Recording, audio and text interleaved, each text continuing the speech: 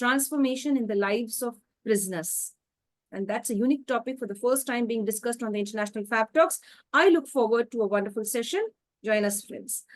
Hello, ma'am, and thank you for being here with us to celebrate and to share your expertise and knowledge with regard to the prisoners. It is quite interesting to know that you've been in contact with the prisoners for the right reasons. Would you like to share something before we start ahead with the question answer session? That's right. Yeah, that's right. I have been very fortunate to get an opportunity to get a close look at the life of the jail inmates. I would call them inmates of the jail who have committed something when they were not themselves. They lost their mind. And after that, they have been regretting and serving for no avail. But that is where we need the intervention. Now, whatever has happened. But we need intervention just at that time when they are into their cells in the prison and they need some intervention to um, transform, to rehabilitate, to bring them back to the mainstream of life.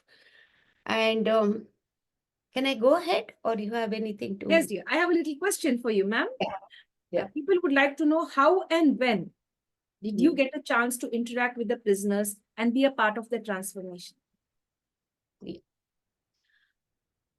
See, when I was blessed as an art of living teacher, I was living in Abu Dhabi, UAE, and I was serving as a teacher, a volunteer teacher in the Gulf countries. And later on, my husband retired and we came back to India, Bangalore. The very same year, I got an opportunity to be a part of the huge prison course that was organized by the senior teachers there in the Bangalore from the ashram. And they called out for many more teachers to join. There were it's Parappana Agrahara. It's called the central jail in Bangalore is called Parappana Agrahara. That had about 4,500 at that time, 4,500 inmates. And out of 4,500 inmates, 100 plus were ladies. There was a separate cell for women, and of course, the rest of them were all men. So they needed a lot of teachers. I signed up. So 3 of us lady teachers, we volunteered to teach them. Now we teach Sudarshan Kriya, whichever course it is, for whatever the platform to teach the course, we teach Sudarshan Kriya. That is the cornerstone. The heart of our program is the Sudarshan Kriya, the stress relieving technique. But usually it goes for 3 days or 6 days. But for prison, because they have a lot of negativity inside them, we teach them for 8 days. A lot of techniques, the breathing techniques to relieve the stress, negativity, emotional toxins, mental toxins, physical toxins that they have been carrying. So I was with 2 other teachers and we taught these 8 days women inmates, and I could see the transformation in those 8 days in them. They were very lethargic. They were very, they were just forced to participate by the jail authorities. Not that they voluntarily, happily came to participate. They were forced to. But by the end of 3 or 4 days, when they have experienced Sudarshan Kriya, I could see, it was very tangible. I could see the transformation, the glow on their face, the smile on their face, and it had done its magic, like it always does. And then the course ended, and we got a very big higher course organized, which I was not teaching at that time. We called it Swamiji. And Gurudev also visited at the end of the higher course. And then, when he addressed the inmates, the first thing he said was, do you all know what a precious place you are all in?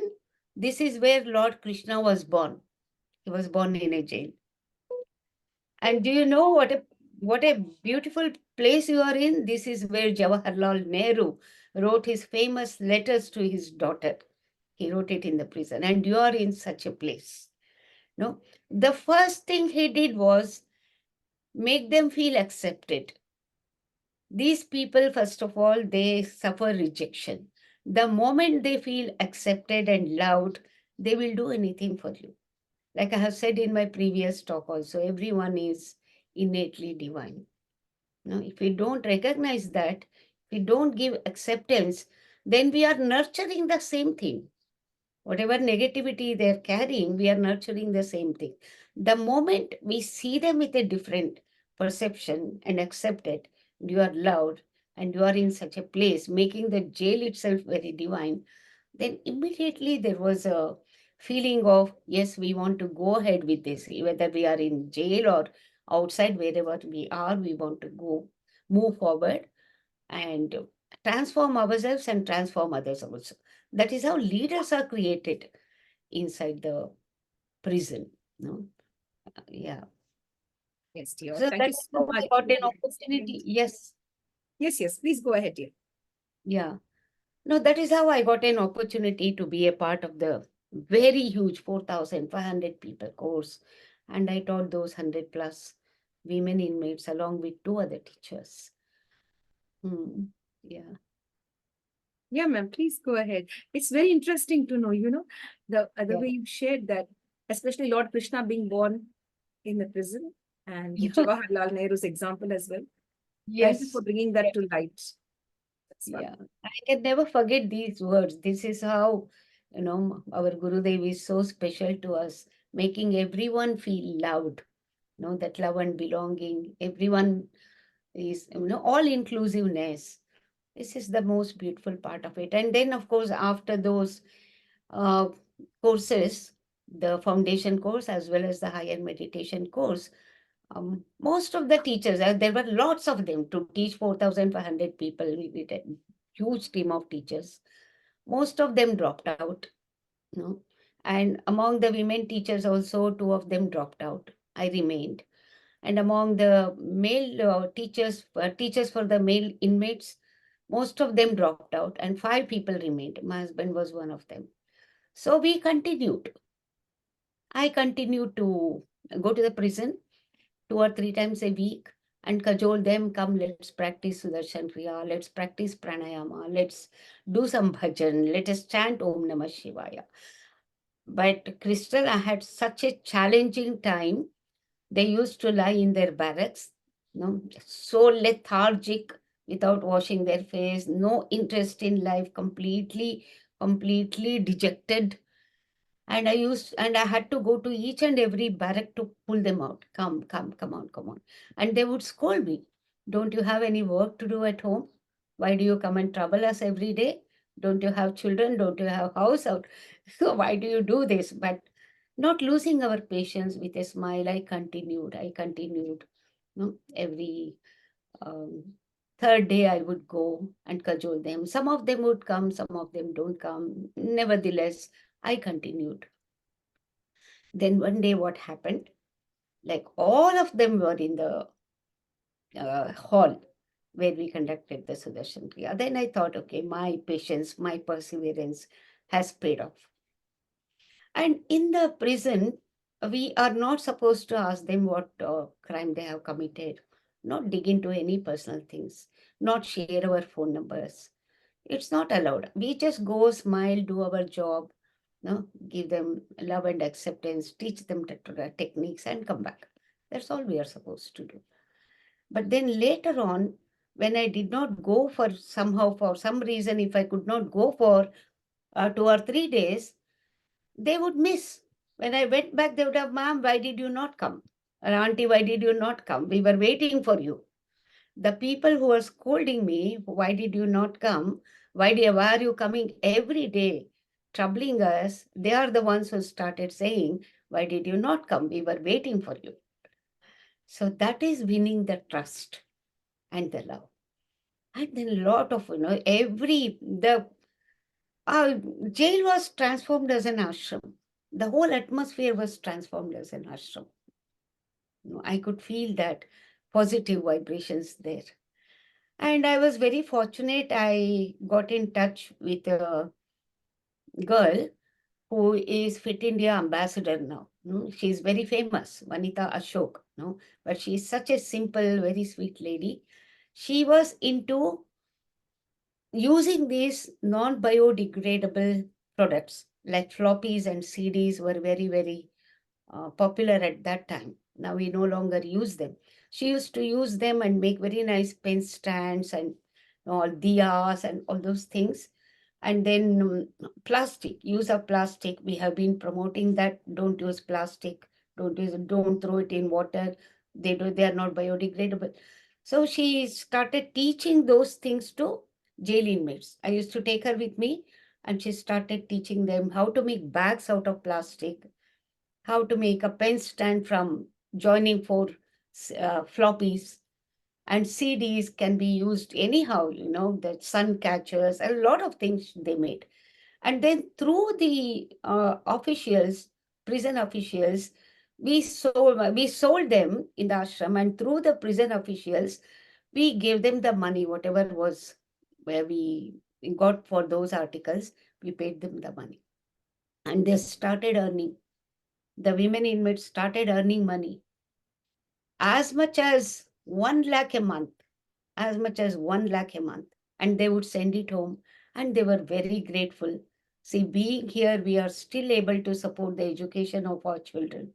We are still able to contribute to the financial well-being of our family.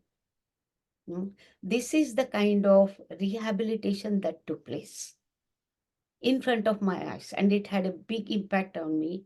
Very fulfilling seva, seeing that, bringing them the confidence again, bringing them back to the mainstream of life, getting that enthusiasm for life once again. When they forget, and they even forgot what they had done because they were so much in the present moment. They were gainfully engaged. They would do their pranayamas and breathing exercises, meditation, chanting, there were a lot of volunteers also with me who used to go in between and spend time with them.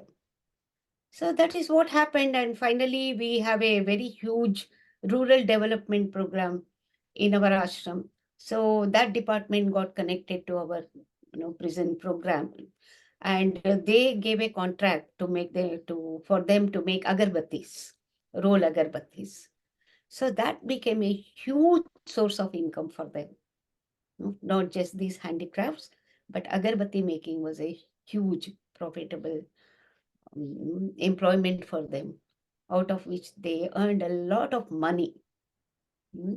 So this not only had an impact on the inmates, but on me also, because unless you come in close encounters with them, you don't know. You just hear what happens in the jail, and you have a feeling that they have done something very wrong and they deserve to be punished and all these things. But once you go, you see the humaneness in them.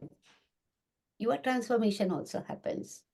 And then the prison officials, the jail officials also changed their perception, because they used to treat them like any street dogs, talking very roughly to them and all. They looking at us like how we as Art of Living volunteers used to deal with them. They also started being very soft to them.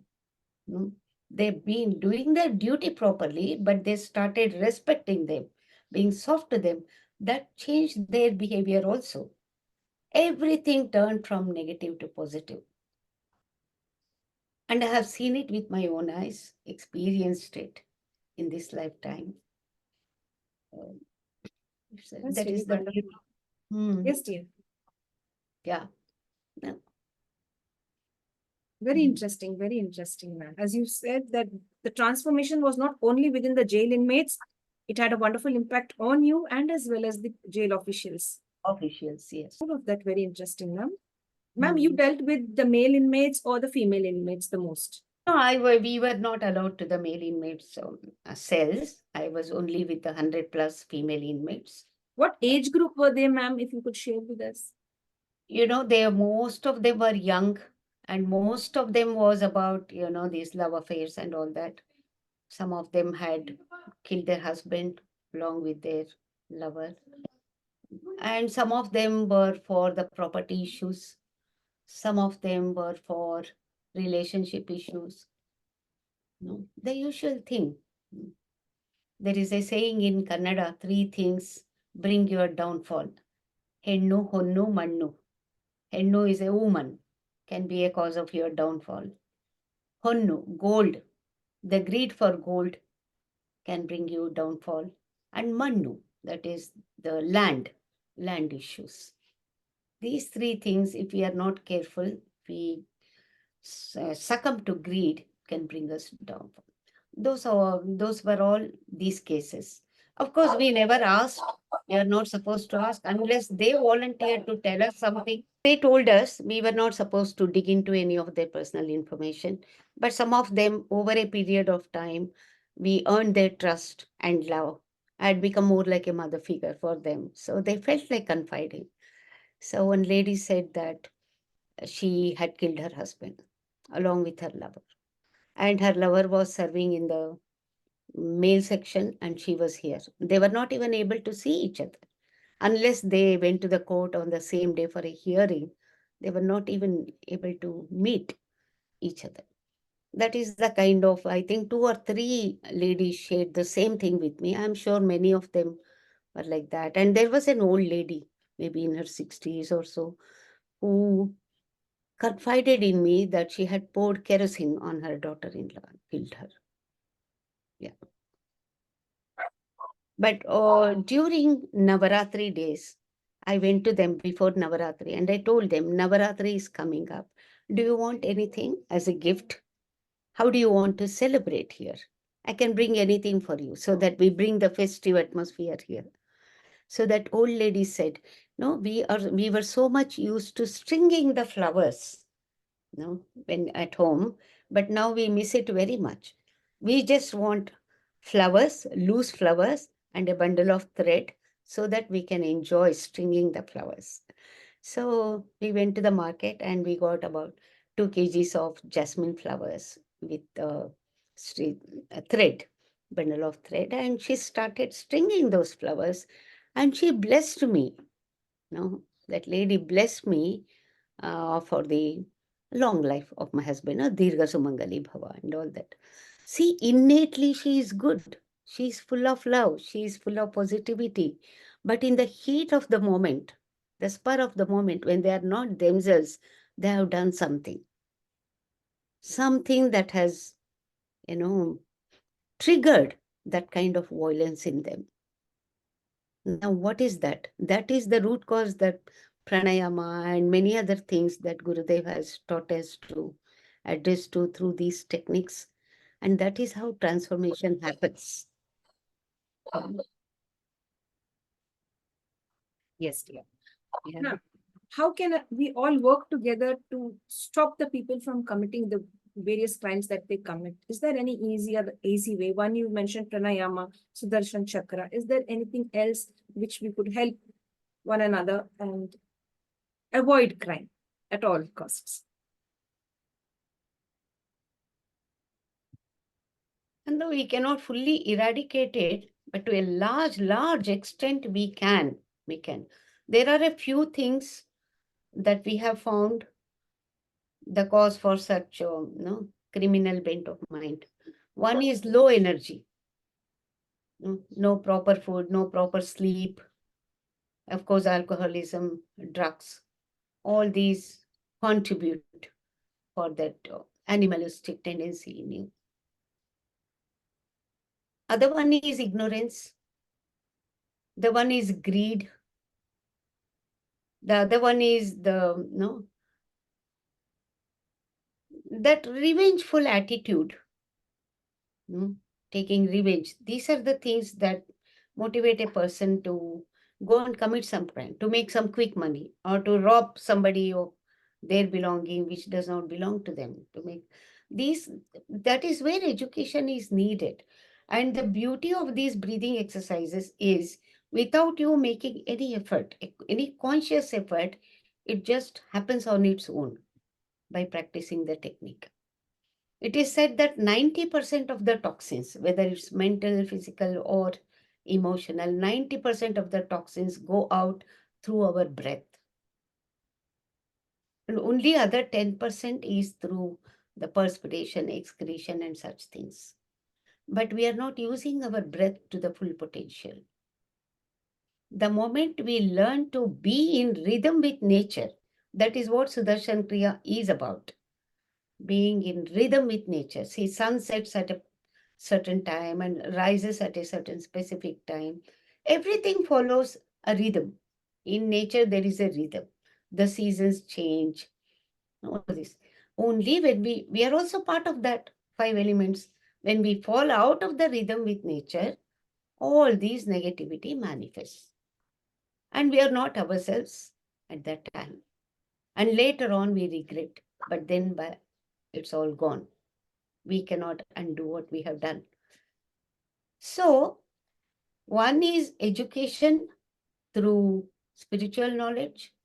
Other one is through these techniques of pranayama, meditation, Sudarshan Kriya, chanting, having something to do in your hands all the time, something positive. Relaxation, good sleep, good food, sattvic food, most of the time, at least 80% of the time. All this will definitely stop this crime from taking place. If not 100%, at least 80 to 90%. We have seen it happening. It's happening already. No, it's possible. Our Gurudev says the recipe for happiness is an empty mind, full heart, and hands busy. Empty mind, heart full, busy hands. Must always have something nice to do from it. That's why we gave them those occasional training and they created articles, beautiful articles. I wish I could show you some because it's not here, it's in India. I could show you some of the things, beautiful things they have created. Then what happened? It became an ashram. Sadhana, Seva, Satsang. These are the 3 things that make our life a celebration. Early morning, you do your practices, meditation, Sudarshan Kriya, yoga, walking, whatever, And then you gain a lot of energy through that and you spend your energy in Seva. Whatever you do, without expecting anything in return is Seva. Even if it's a job for a salary. If the focus is not on the first of every month, on the paycheck, you do it as, you can still bring in an attitude of Seva to your salaried job, doing 100%. And then relaxing in the evening in satsang, being in the company of truth. It need not be just bhajan satsang or being spending time with your family, with small children, or listening to music that you love, or creating something, painting, writing. Everything is satsang. Satsang. Following the sun. Following the sun, then everything will be in order. We don't follow the sun anymore. We work overnight. We get up anyhow. We eat anything. So awareness. Lack of awareness is the cause of all the mishaps that are happening. Awareness is the key. How to get awareness? Through proper food, through proper sleep, meditation, breathing exercises. These 4 sources of energy give us positivity. And that is what we taught them. And we have seen the transformation. Ma'am, a major question, ma'am. In how many countries the art of living have started these beautiful programs in the jails or prisons? Yeah. Latest number that I have read is about 65 countries. It's, getting added up day by day, but we can say approximately 65 countries. And India is one of them, of course. We have these programs running in about around 100 jails in India, including Tihar jail. Dr. Kiran Bedi is still a very good advocate of Sudarshan Kriya. I think she makes her Tihar, she used to when she was in power, she used to make her jail inmates, Tihar jail inmates, practice Vipassana as well as Sudarshan Kriya. Yeah.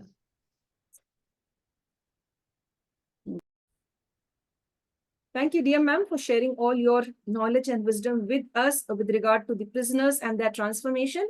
But ma'am, I have a big question for you personally. This question is directed towards you. Weren't you afraid when you were connecting with these prisoners? You never know how they may react at a certain point of time. Certain people may be very aggressive.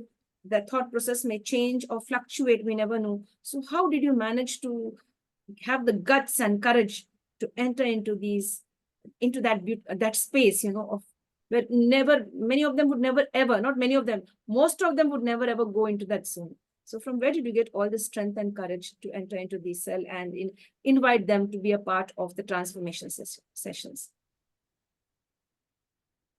One word answer, my guru. He is all the time watching me, watching over me. I have that faith, complete faith that he will not let me down. I'm protected. That is the main thing. And the other thing is, apart from that, when we first entered the prison, there were about, 40, 50 of us teachers. And I was already used to them. These 100 plus ladies, I was already used to them. We taught for 8 days, and later on we were part of assisting the higher program also. So it was basically 15 days of interaction with them. I knew everybody. And I did not see any kind of aggression in them. They were in apathy because they were helpless inside their cells.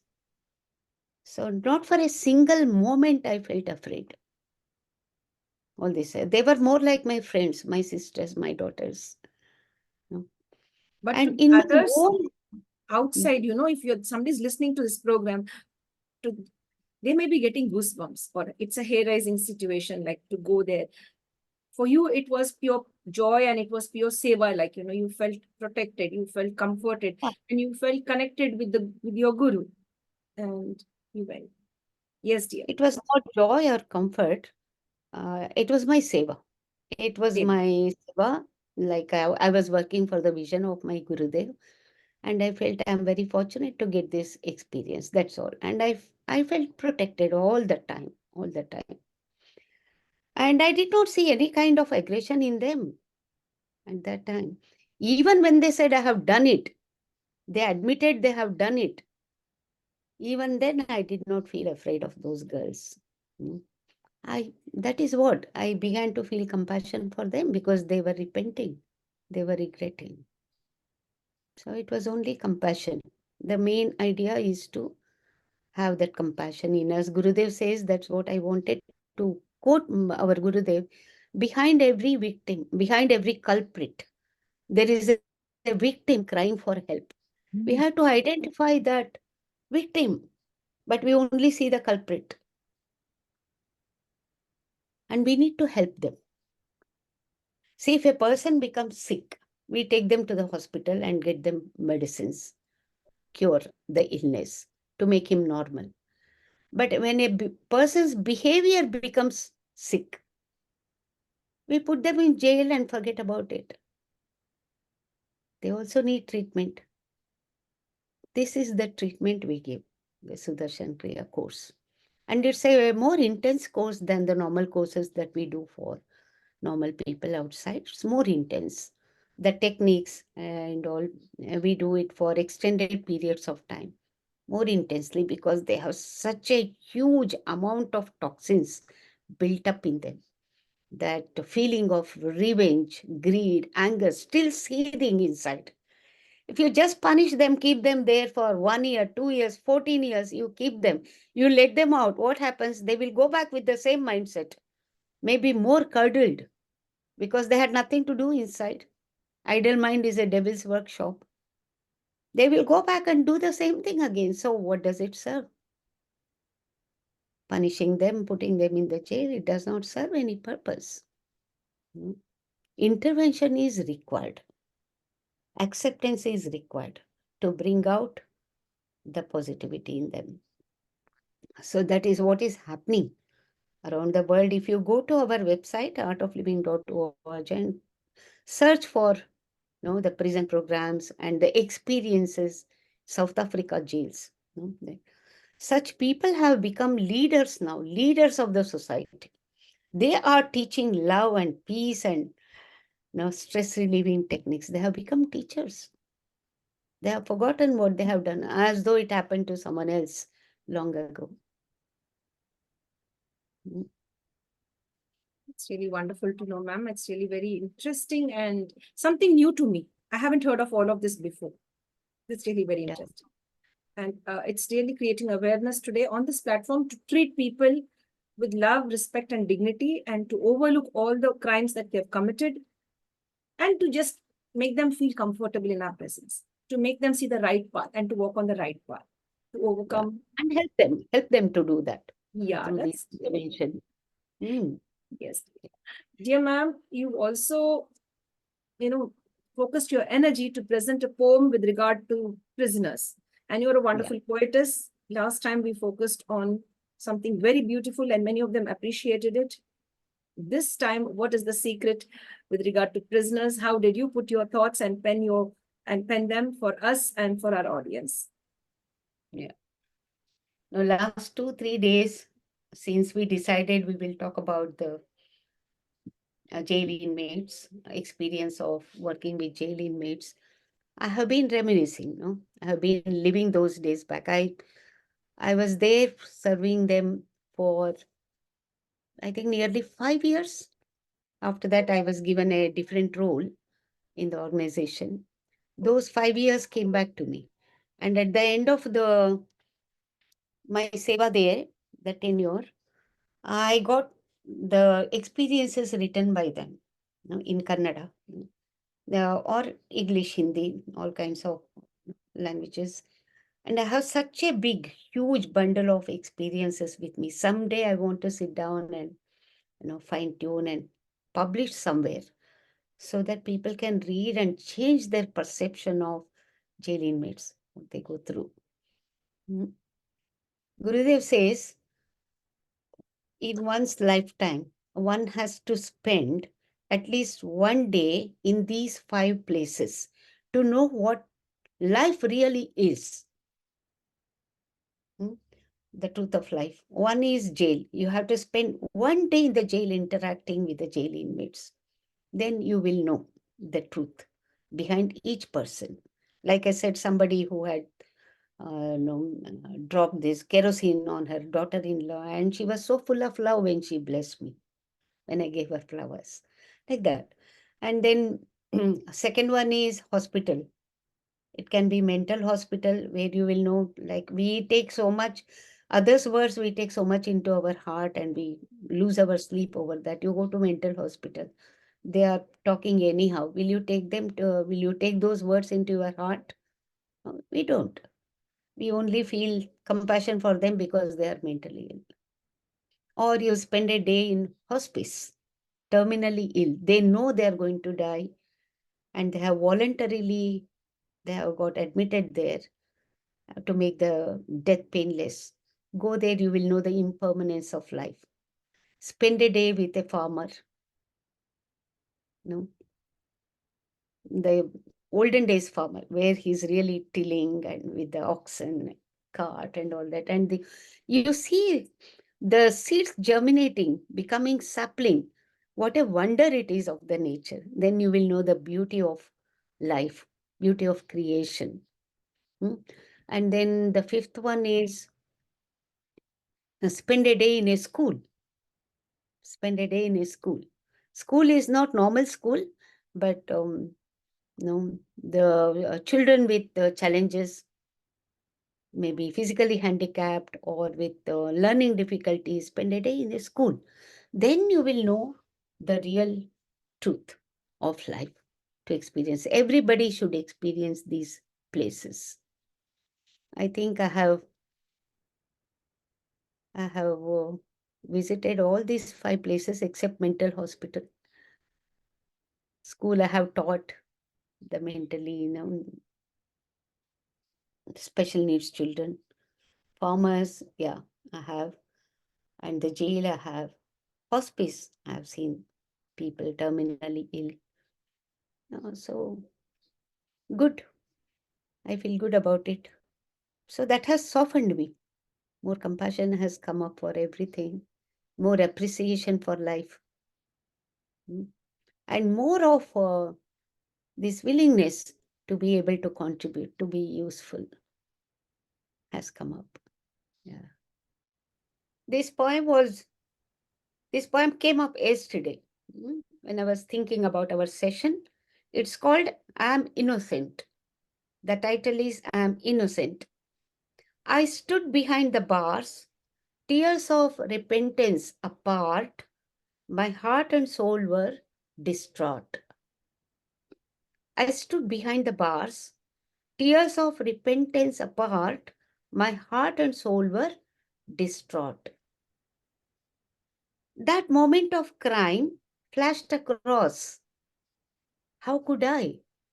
With myself, I was cross. Anger and greed possessed my mind. I was not myself. I was far from kind. The aftermath was not a bother. All I cared was to hiss my hatred and smother. My helpless victim lay still, lifeless. Scattered senses did come back. Mind was listless, body was shaky. The purport of the deed done hit hard. I was taken aback. I am innocent, sane, and normal. I wanted to scream to the world at large. The clock goes not back. What has passed is past. Consequences were imminent. I could not claim myself innocent. Yeah. You ask them later on, they say, I don't know how I did it, whether I'm the one who did it. They don't know. Ma'am, That's you're a why wonderful writer. I must say. You just put your thoughts so well. Like you just wrote this poem with like you are in their shoes. Yeah. You are expressing their feelings so well. That's yeah, really nice. Because you've seen at first hand as to what they are undergoing and how is that thought process. So it becomes very easy for you to put it. And you found the right kind of words to frame it into a beautiful poem. That's wonderful. You're a thank you. gifted person, not only gifted in connecting with people across the world, and especially with the underprivileged people or with the prisoners, you could say. You have the gift of writing, the gift of gab as well. That's really nice. Yes, dear. Dear ma'am, we thank you so much, ma'am, for sharing everything with us today and enlightening us, especially with regard to the prisoners, as to how they repent, regret, and suffer within the four walls, and how transformation or transformational courses by the art of living, how they have been able to bring about beauty into the lives of these people who are in those four walls, sad and depressed. So that's really nice. And we look forward to many more of the people joining the art of living and taking up wonderful courses and being a part of transformation in this society, not only in India, across the world. You've also mentioned about South Africa, where certain inmates have transformed themselves so well, and their leaders now concentrating on peace and happiness. Yeah. That's Many of the jail inmates, after they have served their term, many of them have got lessened. Their term is also lessened because of their good behavior, positive behavior. They are our teachers now. They are our art of living teachers who are spreading light and wisdom. best. Thank you so much, ma'am. We look forward to many more interactions with you. It was a very interesting and what could I say? I'm stuck for words, I'm really stuck for words. Very, very interesting and engrossing. Like you want to hear more of it. You want to know more of it, of how you could be a part of that change, or how I could be a part of that change, and all of that. Yes. That's on my mind. So I'm sure all of you too would be just thinking like me, my dear friends. If you like this video, do share it with the right kind of people. You never know who would want this video, and it could bring a beautiful change in their lives as well. They would also want to serve the people who they think really require their service. That's really wonderful. Thank you, ma'am, so much, and God bless you. Thank you. Thank you, Crystal. Look forward to seeing you again with another topic. Yes, dear. We look forward to the next interaction with you, dear ma'am. Thank you. Dear friends, with this, we come to an end to the International Fab Talks. Thank you for staying with us all through these years and months, I should say.